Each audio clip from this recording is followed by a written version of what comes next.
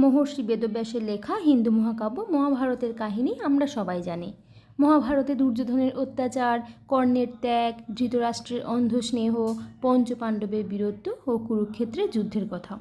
কিন্তু এই মহাভারতের শুরু কী থেকে হয় সেটা আজ জানব।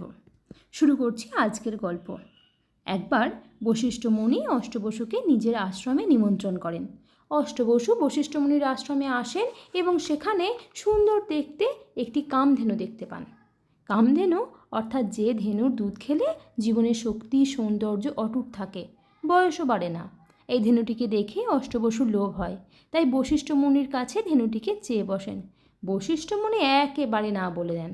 তাই বশিষ্ঠ মুনি যখন ধ্যানে ছিলেন, অষ্টবসু এই কামধেনুটিকে নিয়ে চলে যান। ধ্যান শেষে বশিষ্ঠ মুনি কামধেনুকে খুঁজে না পেয়ে খুঁজতে খুঁজতে জানতে পারেন অষ্টবসুই তার কামধেনুটিকে তাকে না বলে নিয়ে চলে গেছেন।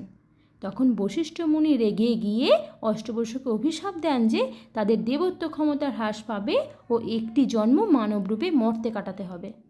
অভিশাপটি শুনে অষ্টবসু তো বশিষ্ঠ মুনির হাতে পায়ে পড়ে ক্ষমা চান। বশিষ্ঠ মুনিরও একটু মায়া হয়। তিনি তাদের বলেন যে তিনি যে অভিশাপ দিয়েছেন সেটা তিনি ফিরে নিতে পারবেন না, কিন্তু এ থেকে বাঁচার উপায়ও বলে দেন। কিন্তু অষ্টবসুর মধ্যে যিনি কামধেনুটিকে নিয়ে এসেছিলেন তাকে ক্ষমা করেন না, সুতরাং তাকে পুরোপুরি অভিশাপ পেতেই হলো। বশিষ্ঠ মুনির উপদেশ অনুযায়ী অষ্টবসু মা গঙ্গার কাছে যান ও তাদের মাতৃগর্ভে ধারণ করতে বলেন। এও বলেন যে জন্মাবার সাথে সাথেই তিনি যেন গঙ্গার জলে ফেলে তাদের মেরে ফেলেন, তাহলে অভিশাপ অনুযায়ী একটি জন্ম মানবরূপে মর্তে ভূমিষ্ঠ হওয়া হলো আর তাদের বেশিক্ষণ মানবরূপে মর্তে কাটাতেও হলো না। মা গঙ্গা তখন রাজি হয়ে যান। মা গঙ্গা রাজা শান্তনুকে গিয়ে তাকে বিয়ে করার কথা বলেন। আরও বলেন যে তিনি যদি কখনো তার কোনো কাজে বাধা দেন ও কোনো কাজের কারণ জানতে চান তাহলে সেদিনই ওনাকে ছেড়ে চলে যাবেন মা গঙ্গা। মা গঙ্গার রূপে মুগ্ধ রাজা শান্তনু তাতেই রাজি হয়ে যান। এদিকে বিয়ের পর জন্মানো একটি করে সন্তান মা গঙ্গা জলে ফেলে হত্যা করেই চললেন। এভাবে পরপর 7টি সন্তান জলে ফেলে হত্যা করলেন। শেষ ও অষ্টম সন্তানটি হত্যা করতে গেলে রাজা শান্তনু নিজেকে আর আটকে রাখতে পারলেন না।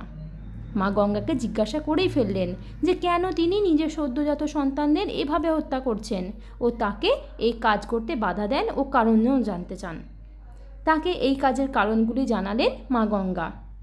একেবারে প্রথম থেকে অষ্টবসুর সব কাহিনী বললেন, কিন্তু পূর্বের শর্ত অনুযায়ী রাজা শান্তনুকে মা গঙ্গা সন্তানটি দিয়ে তাকে ছেড়ে চলে গেলেন। রাজা শান্তনুর কাছে রয়ে গেল সেই সন্তান। রাজা শান্তনু সেই সন্তানটিকে দেবব্রত নাম দিলেন। আপনার কি জানেন মহাভারতে এই সন্তানটি কী নামে পরিচিত ছিলেন?